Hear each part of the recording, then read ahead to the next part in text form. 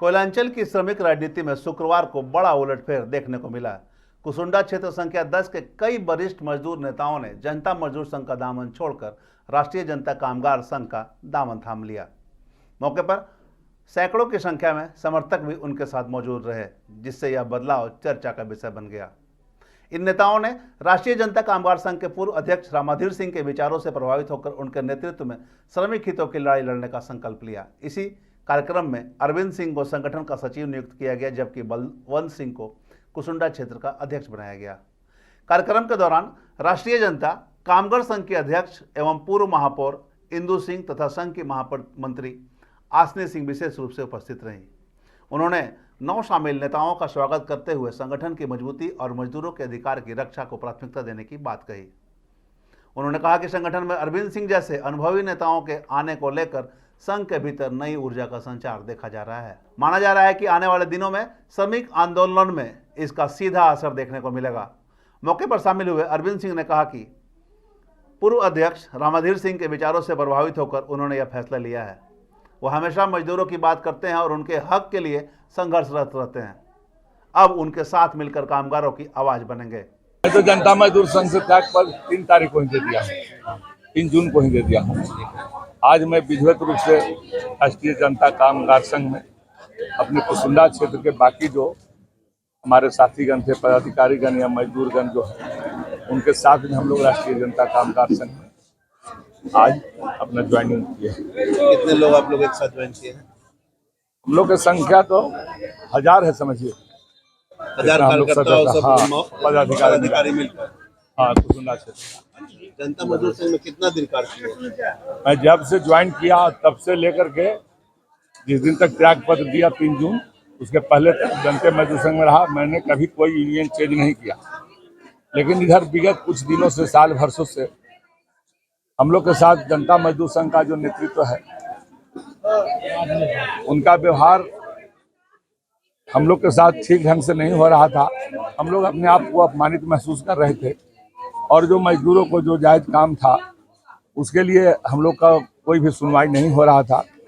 तब हम लोगों ने बाध्य होकर देखा, हम लोग जनता मजदूर संघ के जो पूर्व अध्यक्ष थे रामधीर भैया, उन लोग से तो हम लोग बहुत पहले से ही जुड़े हुए थे एक तरह से इसी में करके। तो हम लोग उनके अति से भी और आसनी सिंह का जो कार्यशैली देख रहे थे कि भाई फील्ड में जहाँ बुलाया जाता है तुरंत हाजिर हो जाती है, मजदूरों की समस्या को उठा रही है, कोयला भवन या जहाँ भी हो अपने स्तर से जितना हो रहा है। तो इनकी कार्यशैली से हम लोग प्रभावित होकर और इसी परिवार में हम लोग थे ही अध्यक्ष जी के साथ पूर्व में लोग लोगों की समस्या को कैसे एकदम उठाएंगे पूरा आसनी सिंह जी के नेतृत्व में पुरजोर तरीका से उठाएंगे। हम लोग मजदूरों का जो भी समस्या है, आज भारत कोकिंग कोल का जो प्रबंधन है उसको मजदूरों के काम धाम से कोई लेना देना नहीं है। केवल आउटसोर्सिंग के चक्कर में आउटसोर्सिंग कंपनियों से गलत सही बिल बनाकर केवल लूट खसोट कंपनी को कर रहे हैं। और जो वर्तमान सीएमडी है, ये गलत ढंग से मतलब एक तरह से कंपनी को डुबा करके जा रहे हैं और एक खाता बही में दिखाएंगे कि बहुत मुनाफा है और यहाँ तनख्वाह देने के लिए या कोई अभी ड्रेस के पैसा मिलना था, पैसा लोन ले लेके इधर उधर से दिया जाता है सुन के। यानी कंपनी का आर्थिक मतलब अभी आप नया संगठन में आप जो पदभार ग्रहण किए हैं वहाँ से आप मामलों को उठाते रहे? एकदम उठाएंगे। जितना भी भ्रष्टाचार का मामला है, जो मजदूर के लिए जो जायज चीज है, मजदूर का मांग है। आज मजदूरों के घर में देखिए किसी का रहने के लिए बरसात में ठीक ढंग से नहीं है और बेमतलब के कोयले में देखिएगा कोयला डिपो के मार बाउंड्री कर रहा है, रास्ता बाउंड्री तोड़ के कोयला रोज चोरी होते रहता है। अनावश्यक खर्चा हो रहा है, लेकिन आपका जहाँ जरूरी है वहाँ खर्चा नहीं किया जाता है। जहाँ मजदूरों के आवास की आज स्थिति देखी जाए तो आपको रहने लायक नहीं है। देखिए, जो लोग आज शामिल हुए हैं वो पहले से ही हमारे परिवार के करीबी रहे हैं और मेरे पापा आदरणीय रामधीर सिंह जी के साथ रहे हैं और जनता मजदूर संघ में भी वो उन्हीं के साथ खड़े थे और किन्हीं कारणों से ये लोग दूर हो गए हमसे। तो जब हम संगठन बनाए तो मेरा यही हर संभव प्रयास रहा कि जो लोग हमसे दूर हुए उनको हम जोड़े, उनको हम अपने संगठन में शामिल करें, क्योंकि हमारे वो परिवार के सदस्य जैसे थे।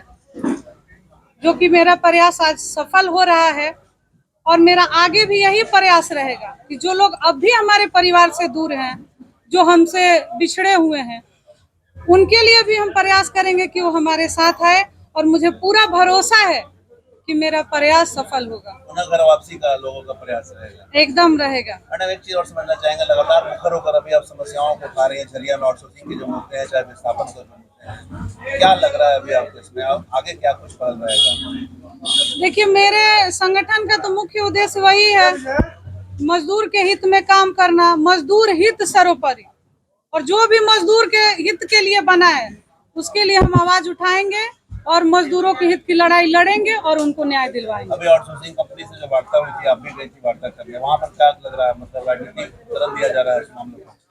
देखिए, वहाँ मजदूरों के लिए हम आगे आए हैं और मजदूर हित में हर समय हम खड़े रहते हैं। हमें सूचना मिला कि ऐसा ऐसा हुआ है, हम वहाँ पहुंचे। वहाँ के स्थानीय का यही मांग था कि हमें यहाँ से मोनेट वासरी में विस्थापित करा दीजिए, और जो हमारे सामान का क्षति पहुंचा है उसका आप सर्वे करा दीजिए, और अधिकारियों से बोलिए कि उसका भरपाई करे। यही हमारी वार्ता हुई जीएम साहब से। उन्होंने कहा कि हाँ, ये तो घोर लापरवाही है, तो इसका हम नुकसान भरेंगे, और विस्थापन के लिए भी वो बोले कि इसके लिए हम पहल करेंगे, और कोशिश हमारा यही रहेगा कि हम बहुत जल्द विस्थापित करें इन लोगों को। इस सामूहिक बदलाव से जनता मजदूर संघ में हलचल मच गई है। संगठन को न सिर्फ जनबल का नुकसान हुआ, बल्कि नेतृत्व की क्षमता पर भी सवाल उठने लगे हैं। अब देखना दिलचस्प होगा कि जनता मजदूर संघ इस चुनौती का सामना कैसे करता है।